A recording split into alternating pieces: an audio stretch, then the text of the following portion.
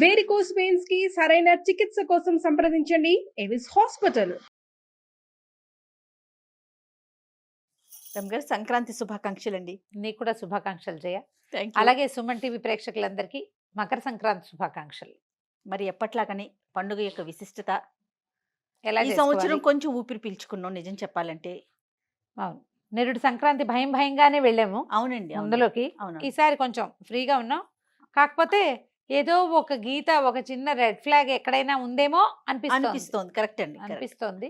కానీ మరి మన పరిధులకి లోబడి అవును పండగని బాగా ఎలా చేసుకోగలమో అలా చేసేసుకోవాలి. అంతే రమ్గారు, అంతే. అంటే జాగ్రత్తలకి అలవాటు పడిపోయాం కదా. అంటే ఏంటి ఎలా ఉండాలి అనేది అది తెలిసింది మనకి. కొంచెం మనం ఫ్రీ అయ్యాం.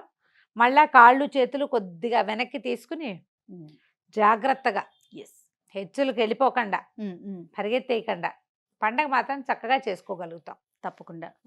మరి పండుగ రోజు ఏంటి, ఏం చేయాలి? మకర సంక్రమణం.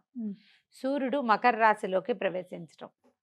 అయ్యప్పలు మకర సంక్రమణం అనగానే, సంక్రాంతి అనగానే మనకి అయ్యప్పలు జ్ఞాపకం వస్తారు కదా. ఈ రోజున స్వామివారి పూర్తి దర్శనం అవుతుందని అయ్యప్పని చూస్తామని ఎంతమందో భక్తులు జ్యోతి దర్శనానికి వెళ్తారు. మకర జ్యోతి దర్శనం అది ఒక ప్రత్యేకమైన కల్ట్ కదా అటువైపు వెళ్ళేది. మనం మామూలుగా ఇంట్లో ఉండేవాళ్ళం ఏం చేస్తాం, భోగి నాడే తలంట్లు పోసుకుంటాం. సంక్రమణం నాడు తలంటి పోసుకోవటాలు అవి పెద్ద విశేషంగా చేయక్కర్లేదు. ముందు రోజే మనం బాగా అభ్యంగనాలు చేసేసి ఉంటాం కాబట్టి. సంక్రమణం నాడు ప్రత్యేకంగా ప్రతి నెలా వచ్చే సంక్రమణం నాడు కూడా పెద్దలకి నీరు ఇవ్వటం అనేది ఒక పద్ధతి ఉంటుంది. అప్పుడు చేసినా చేయపోయినా పెద్దవాళ్ళకి పెట్టుకునే రోజు ప్రత్యేకంగా ఇది. మామూలు మనం పండగ చేసుకుంటాం, ఈ ధాన్యం వచ్చే రోజు కాబట్టి విశేషంగా దాన ప్రక్రియ. గంగిరెద్దుల వాళ్ళను, హరిదాసులను, ఎవరైనా వాకిట్లో బిచ్చగాడను ఎవరు వచ్చినా సరే ఇంట్లో రకరకాల పదార్థాలు వండుకుంటాం. కొత్త బియ్యం ఒడ్లు వస్తాయి కాబట్టి కొత్త బియ్యంతో అరిసెలు వండుకుంటాం. మన ప్రాంతం అంతా అరిసెలు చక్రాలు చేగోడిలే చేసుకుంటాం ఎక్కువగా. అరిసెలు చక్రాలే కదా చేసేది. వాటిని ఎవరో ఒకళ్ళకి దానం చేయటం. మనకు కావాల్సిన 1/2 కేజీ వండుకోకుండా ప్రతి వాళ్ళు 5-6 కేజీలు కొట్టిస్తారు అరిసెలు. అదే చేసుకుంటాం కదా. అక్కడి నుంచి తీసి ఇవ్వడం దానము. తర్వాత విశేషంగా ఏంటంటే స్వీట్లు అవి పంచిపెట్టుకోవటం. తర్వాత నువ్వులు ఉండలు పంచటం, గుమ్మడికాయలు లాంటివి ఎవరికైనా ఇవ్వటం. ఈ రోజుల్లో పచ్చగుమ్మడి బాగా విశేషంగా కనపడతాయి. పువ్వులు వస్తుంటాయి, గుమ్మడికాయలు వస్తాయి. గుమ్మడిని దానం చేయటం చాలా విశేషమైన దానంగా చెప్తారు ఇప్పుడు. కుష్మాండ దానం ఇస్తే భూమిని దానం చేసిన ఫలితం లభిస్తుందట. అంత మంచిదన్నమాట. సంక్రమణలో పూజారులకు ఇవ్వచ్చు, ఎవరో ఒకళ్ళకి బ్రహ్మచారికి ఇవ్వచ్చు, దేవాలయంలో ఇవ్వచ్చు. ఎవరైనా మన ఇంటి పురోహితుడి అయ్యగారు తీసుకుంటారా అని అడగాలి. వాళ్ళు తీసుకోకపోవచ్చు, కొంతమందికి ఏదో రకరకాల అనుమానాలు ఉంటాయి. లేదా నువ్వు అంత చెయ్యవు, శుభ్రంగా పులుసు వండుకుంటారు, ఎవరో ఒకళ్ళకి చేతిలో పెట్టు. ఇది బాగుంది కదా. ఎవరో ఒకళ్ళు పులుసో కూర చేసుకుంటారు, 4 రోజుల కూర కదా అది. అవును, గుమ్మడికాయ కోస్తే 3 రోజులు వాడుకోవచ్చు ఫ్రిడ్జ్ లో పెట్టుకుని శుభ్రంగా ఇచ్చేయడమే. అలా ఇవ్వచ్చు. ఏదైనా దానం అద్భుతమైన ఫలితాన్ని ఇస్తుంది. అందుకని ఏం చేస్తాం, మనం ఎక్కువగా స్వీట్లు పంచుకుంటాము, స్నేహితుల్ని కలుస్తాము. మన వైపు అయితే అలాయి బలాయిలు జరుగుతాయి తెలంగాణ అంతా కూడా కదా. స్నేహితుల్ని కలవడం హెచ్చుగా ఉంటుంది, బంధుమిత్రుల్ని కలవడం, కొత్త అల్లుళ్ళు రావడము. పెద్ద పండుగ కాబట్టి ఇప్పుడు బట్టలు కొనుక్కోవడం, మనకి ధాన్యం ఇళ్ళకి వచ్చే రోజులు కాబట్టి. ఇప్పుడు ఎంతమందికి వస్తున్నాయో ధాన్యాలు ఇళ్ళకి. మనం రైతులు తగ్గారు, మనకి రైతులు తగ్గిపోయారు కదా. అయినా కూడా రైతు కుటుంబాల్లో పండక్కే బాగా బట్టలు కొనుక్కోవటము, విరివిగా అల్లుళ్ళకి చక్కగా చేసి పెట్టడము. 3 రోజులు 4 రోజులు పండగ 4 రోజులు నవకాయ పిండి వంటలతోటి భోజనం పెట్టడం, అల్లుడిని గౌరవించడం, వాళ్ళ పుట్టింటి వాళ్ళందరినీ పిలుచుకురావటం, వాళ్ళని కూడా పిలిచి బట్టలు పెడతాము. ఇవన్నీ మనకి సాధారణంగా జరిగేవి. పెద్దవాళ్ళకి పెట్టుకోవటం కూడా ఇది ఏంటంటే మన మహాలయ పక్షాల్లో చేసాం ఇంతకుముందు. అది ఎప్పుడు వచ్చింది, భాద్రపదంలో వచ్చింది కదా. భాద్రపదంలో వచ్చిన మహాలయ పక్షాల్లో తిథి తెలిసి చేస్తాం. అమావాస్య నాడు తిథి తెలియని వాళ్ళు పెట్టుకుంటారు. అప్పుడు లేని వాళ్ళు కూడా దాదాపుగా అన్ని జాతులలోనూ ఈ రోజున పెద్దలకు పెట్టుకోవటం కనిపిస్తుంది మనకి. పెద్దవాళ్ళు అంటే తండ్రి మరణించిన తండ్రి తాత వాళ్ళ పేరుతోటి 2 విస్తరాకులు పరిచి చక్కగా వండిన పదార్థాలని అందులో నివేదన చేసి పెట్టుకోవటం, వాళ్ళ ఫోటోలు పెట్టి వాళ్ళ పేరుతో బట్టలు పెట్టి, బట్టలు ఎవరికైనా ఇస్తాం, భోజనం ఎవరికైనా పెడతాం, బట్టలు ఇచ్చేస్తాం ఎవరికైనా. నాన్నగారి పేరుతోటి బట్టలు ఇవ్వడం. ఇది తద్దినాలు తిథులు పెట్టే అలవాటు ఉన్న వాళ్ళు చేసే పనిగా కనపడదు మనకి. అవును, ప్రతి అలా ఒక్కరం కాదు. చేసుకుంటాం. మామూలు వాళ్ళు ఎవరైతే ఈ తిథి ప్రకారం తద్దినమో అది పెట్టలేకపోతారో అవును. వాళ్ళు పెద్దవాళ్ళకి పెట్టుకోవటం కోసం అన్నమాట. తర్వాత మనని ఆశ్రయించుకుని ఉండేవాళ్ళు, బట్టలు ఉతికేవాళ్ళని, వాకిళ్ళు ఊడ్చేవాళ్ళు, ఇళ్ళ పనులు సహాయం చేసేవాళ్ళు, వాళ్ళకు కూడా మా వాళ్ళందరూ కూడా పెద్ద పండక్కే బట్టలు కుట్టించేవాళ్ళు పాలేళ్ళకి. ఉమ్. అలాగే అలవాటు ఉండేది నా చిన్నప్పుడు. తర్వాత తర్వాత ఇప్పుడు అంత కమతంగా ఉండేవాళ్ళు వాళ్ళు తగ్గారు కదా. అయినా సరే ఈ పండుగ రోజుల్లోనే మనకి డబ్బు ఎక్కువగా కనిపిస్తుంది. అవును. సంక్రాంతికి బోనస్లు ఇది వరకు ఇచ్చేవాళ్ళు, ఇప్పుడు ఇస్తున్నారు ఇవ్వట్లేదు.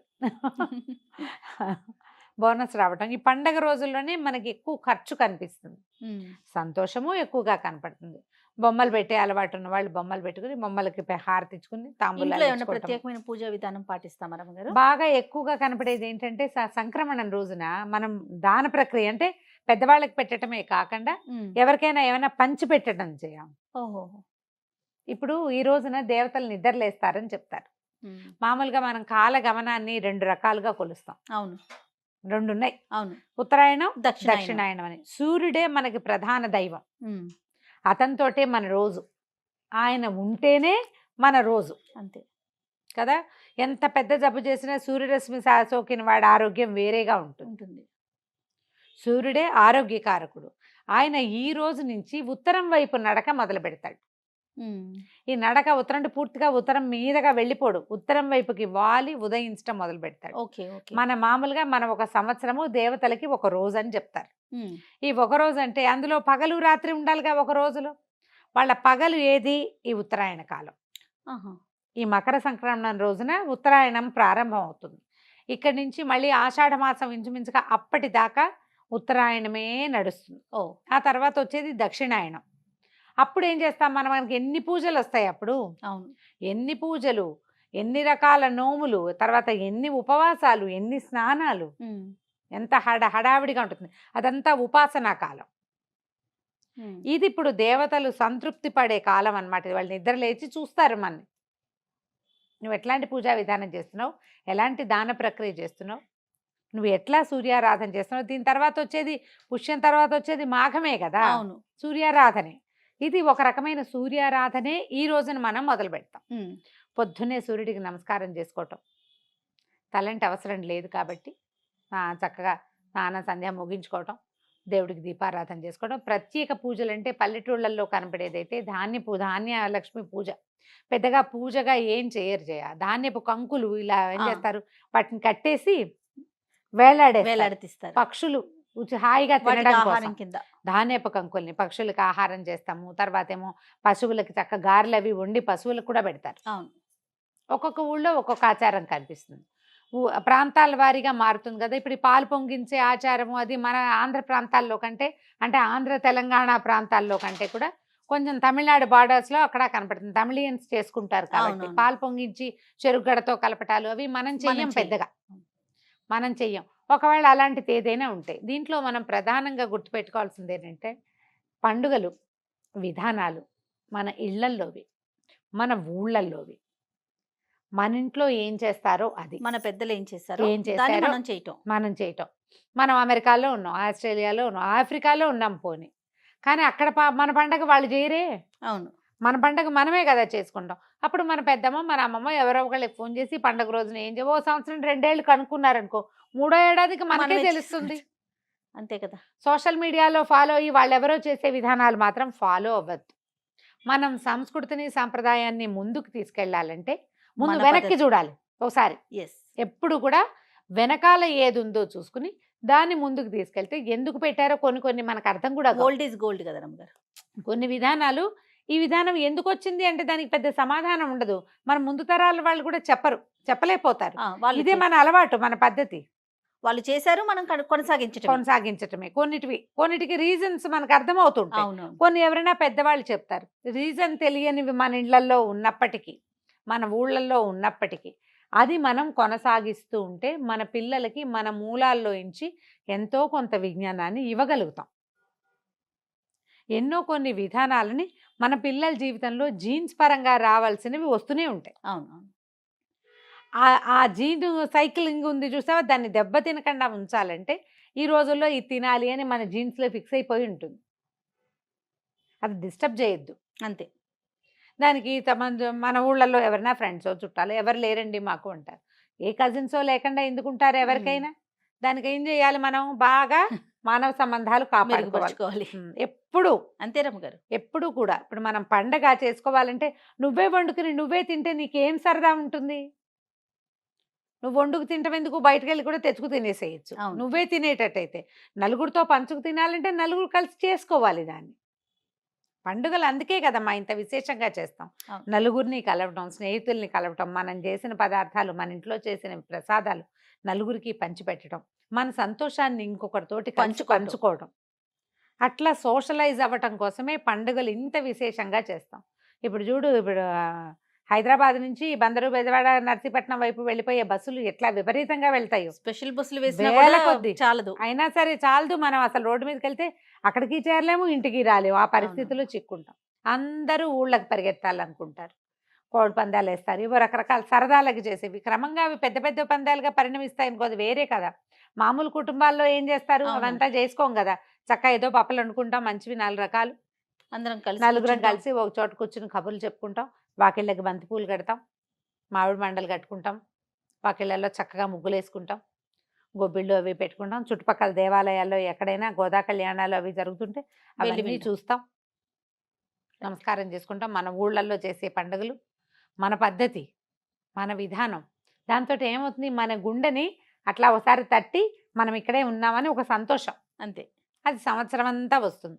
మళ్ళీ సంవత్సరం మధ్యలో ఏ రకాల ఇబ్బందులున్నా ఈ వెనకాలన్న సందడిని తలుచుకుంటూ ఉంటే భయం లేకుండా ఉంటాం మనం. మన వెనకాల ఉన్న గుంపు గుర్తొస్తా ఉంటుంది. మోరల్ సపోర్ట్ ఉంటుంది. అందుకని ఎప్పుడు కూడా పండుగలు ఒంటరిగా చేసుకోవద్దు. 2-3 కుటుంబాలు కలిసి ఒక చోట చేసుకుంటే పాత పద్ధతిలో అందరూ ఒకే చోట పండగ. రైట్. మీ ఇంట్లో దీపం పెట్టుకోవడం, వాళ్ళ ఇంటికి వెళ్ళిపోవడం, చక్కెర పొంగల్ చేసుకోవటం, అరిసెలు చేసుకుంటాము. మా ఇంట్లో సంక్రాంతి పండుగ అంటే ఖచ్చితంగా చక్కెర పొంగల్ చేస్తారు. పైగా ఈ గోదా కళ్యాణం చదువుకుంటాం ఘట్టం. అవును. ఇంట్లో కళ్యాణం చేసే అలవాటు ఏం లేదు మా ఇంట్లో. ఆఖరి పాసురం చదువుకుని భోగినాడు చదువుతారు. పాసురం ఒకవేళ 28, 29 రోజులకి అయిపోయింది అనుకో, అప్పుడు 30వ పాసురం పండుగ నాడు చదువుకుని ఆ పూట చక్కగా చక్కెర పొంగల్ చేసి పెడతారు, గారెలు అవి చేసుకుంటారు. ఎవరెవరి విధానాన్ని బట్టి వాళ్ళు. పండుగలు మనం ప్రధానంగా ప్రజలందరితోటి మమేకం అవ్వడం కోసమే వచ్చాయి. ఆ విధంగా సంక్రాంతి పండుగని ముందుకు తీసుకెళ్ళండి. ఎవరు చక్కగా కైట్లు వేసి ఎగరేసే అలవాటు ఉన్న వాళ్ళు కొన్ని Yes. ప్రాంతాల్లో వేస్తారు కదా, అవునవును. చక్కగా గాలిపటాలు ఎగరేసుకోవటం, పెద్దవాళ్ళకి నమస్కారం చేసి రావటం, అన్ని స్నేహితుల్ని కలవటం, ఇలా ఈ పద్ధతిలో పండుగని ముందుకు తీసుకెళ్ళండి. తప్పకుండా రమ్మగారు. మరొకసారి సంక్రాంతి పండుగ శుభాకాంక్షలు.